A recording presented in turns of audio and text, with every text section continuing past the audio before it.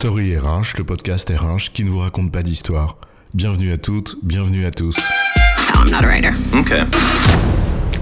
Dans cet épisode, nous allons vous parler du rôle de la fonction RH dans la maturité numérique de l'organisation. Dans les faits, la maturité numérique est très différente d'une entreprise à l'autre, car elle dépend à la fois du degré d'appropriation du numérique par l'ensemble des collaborateurs, mais aussi du degré de digitalisation de l'entreprise elle-même, c'est-à-dire de l'intégration de la dimension numérique dans son organisation, dans ses processus. La fonction RH a un rôle déterminant à jouer au-delà de sa propre digitalisation, en veillant à ce que l'ensemble du corps social gagne en maturité, en maîtrise sur ces sujets. Mais au fond, la question, c'est comment ? C'est quoi l'histoire ? Avant de pouvoir être capable d'introduire le digital dans tous les champs de l'entreprise, la fonction RH doit accompagner son corps social. Cet accompagnement peut suivre 4 étapes.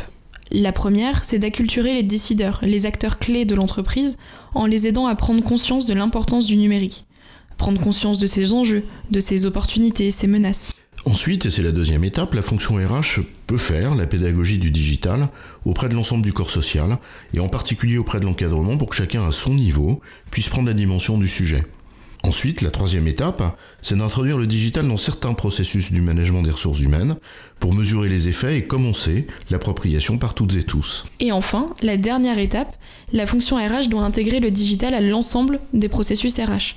Mais pour cela, ils doivent être revisités, remaniés. On le voit alors, le rôle prospectif de la fonction RH sur le sujet du digital revêt plusieurs aspects. Premièrement, il s'agit pour la fonction de prendre la mesure des bouleversements et des opportunités bien sûr qu'offre la démocratisation de l'utilisation de l'informatique afin d'être en mesure de mener sa propre digitalisation. Ensuite, il s'agit pour la fonction RH d'anticiper les conséquences du digital sur l'emploi, sur les métiers, les compétences par exemple, mais aussi sur les comportements individuels comme collectifs en termes d'attente, d'usage, de mode de travail par exemple. D'ailleurs, comprendre ces comportements mobilise un cadre de pensée qui relève à la fois de la sociologie, de la psychologie, de l'anthropologie, en fait finalement ce qui devrait former le substrat culturel de la fonction ressources humaines. Donc preuve, s'il en fallait une, qu'il s'agit bien de son rôle et non de celui d'une autre fonction de l'entreprise. Absolument. Le troisième aspect du rôle prospectif de la fonction RH sur le sujet du digital, c'est celui de sa contribution à la transformation globale de l'entreprise, en mettant en perspective les profondes mutations qui peuvent être anticipées ou imaginées. Et là, l'enjeu est bien d'aider à comprendre intimement le sens des conséquences de la révolution numérique. C'est-à-dire aider chacun et chacune à prendre la mesure des bouleversements probables dans ses façons de faire, mais aussi dans ses façons de penser.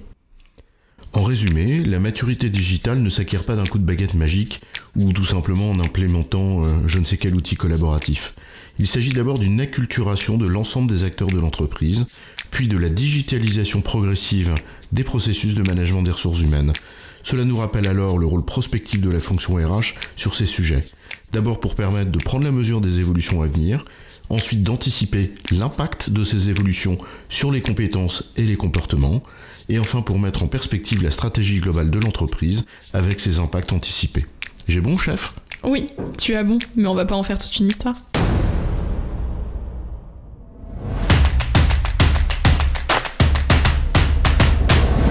Story RH, le podcast RH qui ne vous raconte pas d'histoire. Retrouvez tous les épisodes sur storyrh.fr.